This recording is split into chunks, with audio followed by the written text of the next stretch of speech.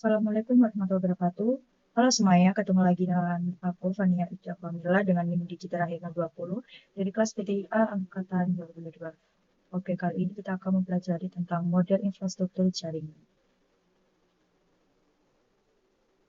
Selanjutnya, jaringan komputer adalah sebuah kumpulan komputer dan peralatan lainnya yang terhubung dalam satu kesatuan. Jaringan komputer, himpunan interkoneksi sejumlah komputer, autonomous atau otonom atau mandiri. Memanfaatkan teknologi jaringan komputer yang merupakan kesekumpulan komponen-komponen fisik dan logik yang mampu memberikan fondasi, konektivitas, keamanan, routing, manajemen akses, dan berbagai macam fitur integral jaringan. Selanjutnya, perbedaan antara jaringan terpusat dan jaringan terdistribusi. Jaringan terpusat adalah centralized network, yang berarti jaringan terpusat itu jaringan yang terdiri dari komputer klien dan komputer server, di mana komputer klien bertugas sebagai perantara dalam mengakses sumber informasi atau data yang berasal dari komputer server. Kemudian dalam jaringan terpusat ini terdapat istilah yang bernama dumb terminal atau istilahnya yaitu terminal bisu, di mana terminal ini tidak memiliki alat pemrosesan data. Dan kemudian jaringan distribusi, yaitu jaringan distribusi ini merupakan hasil gabungan dari beberapa jaringan terpusat sehingga memungkinkan beberapa komputer server dan klien dapat saling terhubung dan membentuk suatu sistem jaringan. Lalu selanjutnya, pembagian jaringan berdasarkan cakupan atau geografis. Yang pertama ada PAN, Personal Area Network, adalah jaringan komunikasi satu perangkat dengan lainnya dalam jarak sangat dekat, hanya dalam beberapa meter saja. PAN merupakan titik akses ke berbagai perangkat pribadi seperti laptop, komputer, telepon, ponsel. PAN juga dapat digunakan untuk komunikasi antar perangkat pribadi sendiri, komunikasi interpersonal. Contoh penggunaan PAN yaitu menggunakan HP. Kedua ada local area network, biasanya disebut dengan LAN, yaitu jaringan komputer yang jaringannya hanya mencakup wilayah kecil seperti jaringan komputer kampus, gedung, kantor dalam rumah, sekolah, atau yang lebih kecil. Pada sebuah LAN ini, setiap node atau komputer mempunyai daya komputasi sendiri. Setiap komputer juga dapat mengakses sumber daya yang ada di LAN sesuai dengan hak akses yang telah diatur. Sumber daya ini tersebut dapat berupa data atau perangkat seperti printer. Kemudian selanjutnya ada atau metropolitan area network. Ini adalah suatu jaringan dalam suatu kota dengan transfer data berkecepatan tinggi yang menghubungkan berbagai lokasi seperti kampus, perkantoran, pemerintahan, dan sebagainya. MAN ini berukuran lebih besar dan biasanya menandai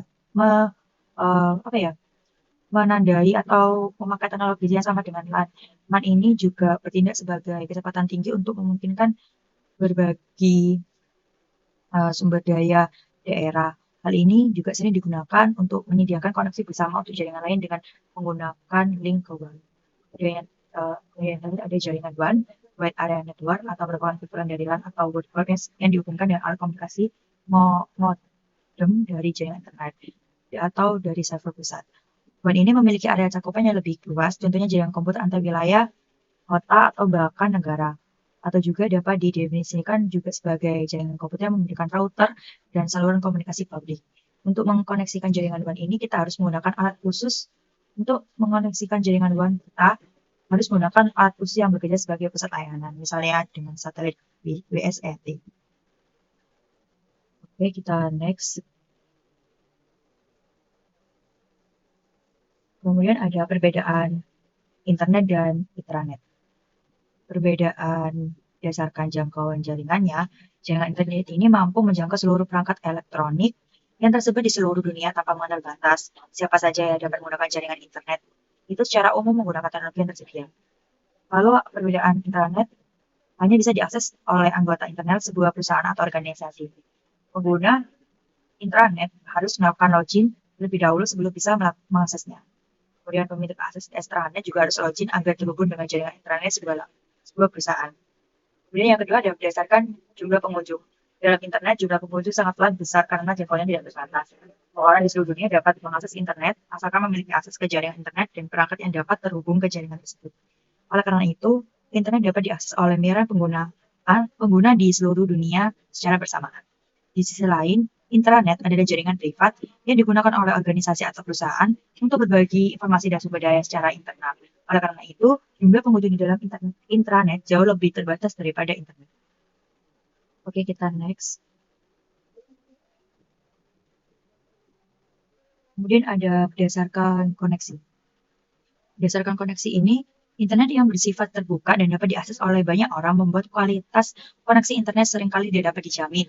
Koneksi internet dapat menjadi lambat atau terputus karena banyak faktor seperti jarak, gangguan sinyal, atau kapasitas jaringan yang terlalu banyak dipakai.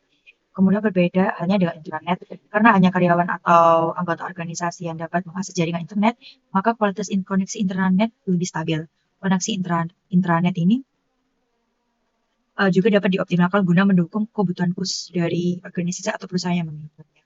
Yang terakhir, berdasarkan keamanan jaringan. Keamanan internet ini lebih rawan karena jaringan ini bisa diakses siapapun secara luas. Tidak jarang terjadi serangan siber yang cukup meresahkan pengguna internet, seperti pencurian data atau kebocoran data saat pengiriman oleh pihak yang tidak bertanggung jawab.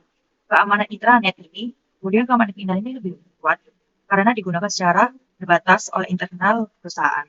Sistem kerja intranet ini melibatkan penggunaan firewall, yaitu sistem keamanan untuk mengatur arus data atau kegiatan yang bisa dilakukan di jaringan intranet. Kebocoran data juga terjadi, tetapi perusahaan bisa melacak pelakunya lebih mudah karena tindakan tersebut sudah pasti dilakukan oleh anggota internal organisasi tersebut. Oke, kita next. Sekarang pembagian jaringan berdasarkan cara membangunnya. Ada dua, yaitu ada infrastruktur dan ADHOC. Karakteristik masing-masing. Pertama ada komunikasi. Kalau infrastruktur ini melalui titik akses, kalau ADHOC ini langsung antar perangkat. Kemudian ada keamanan.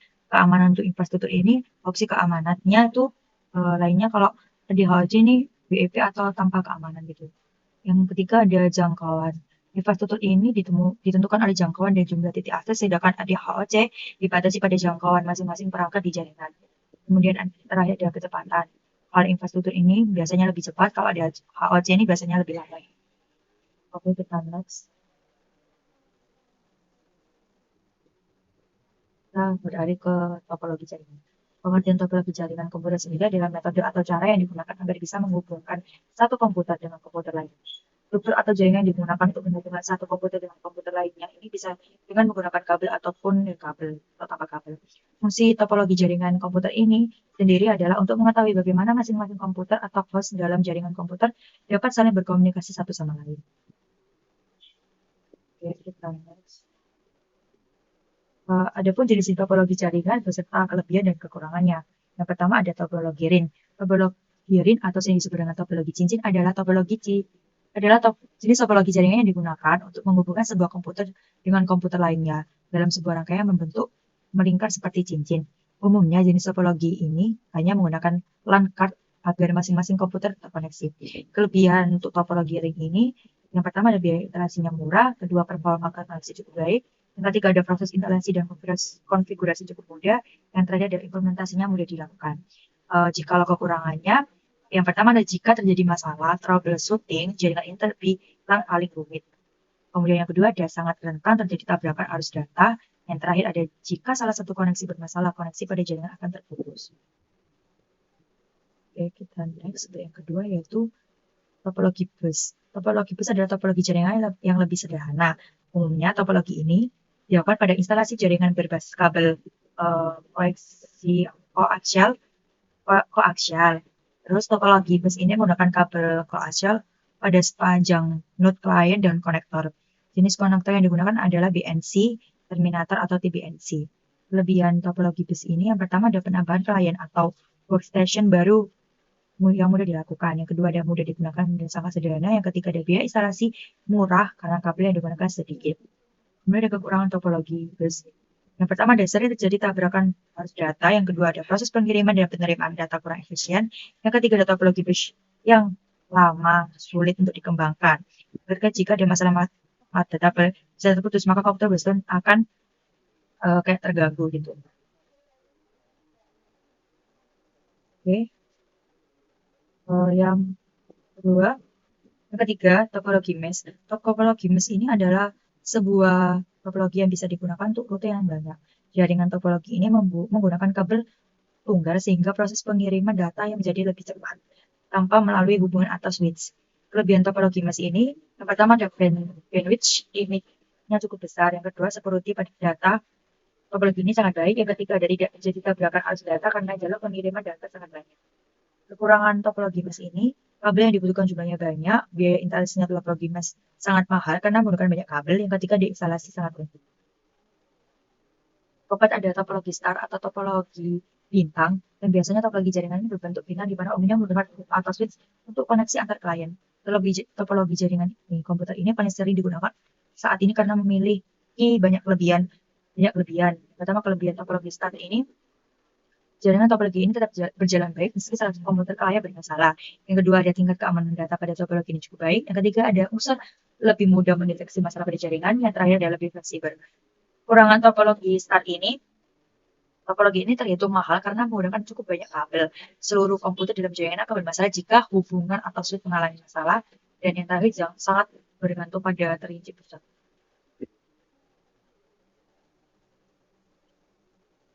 Yang kelima ada topologi tree. Topologi tree ini atau topologi oven ya, hasil penggabungan dari topologi bridge dan topologi star. Umumnya topologi tree ini digunakan untuk interkoneksi antara hierarki dengan pusat yang berbeda-beda.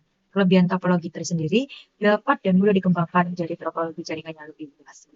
Kemudian susunan topologi ini terpusat secara hierarki sehingga pengaturan data menjadi lebih mudah.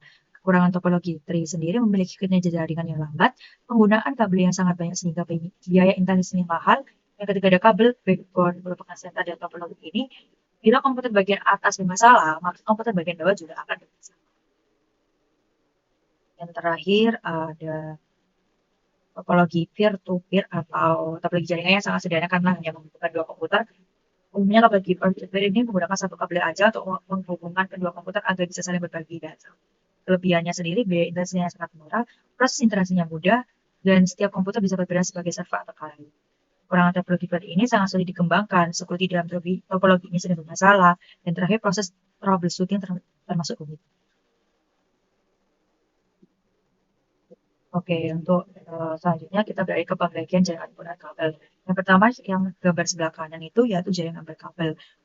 Wired network adalah sebuah jaringan yang berfungsi untuk satu komputer dengan komputer lain. Diperlukan penghubung berupa kabel jaringan.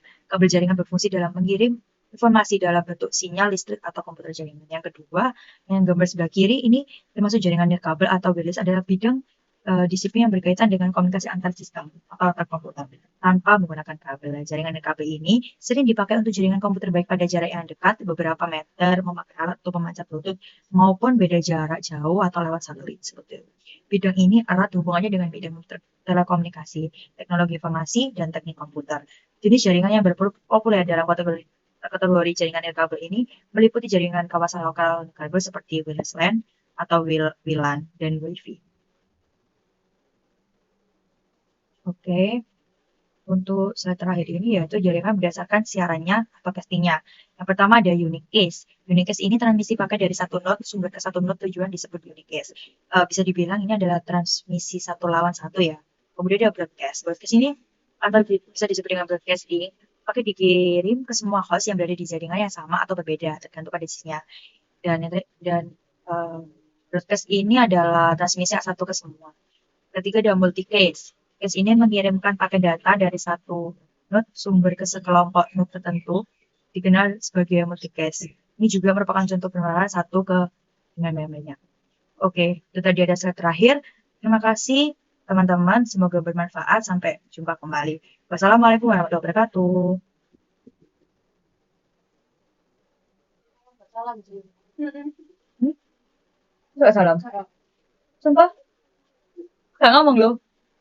Lo kan usah ngomong. Lu bentar ya. Kan benar.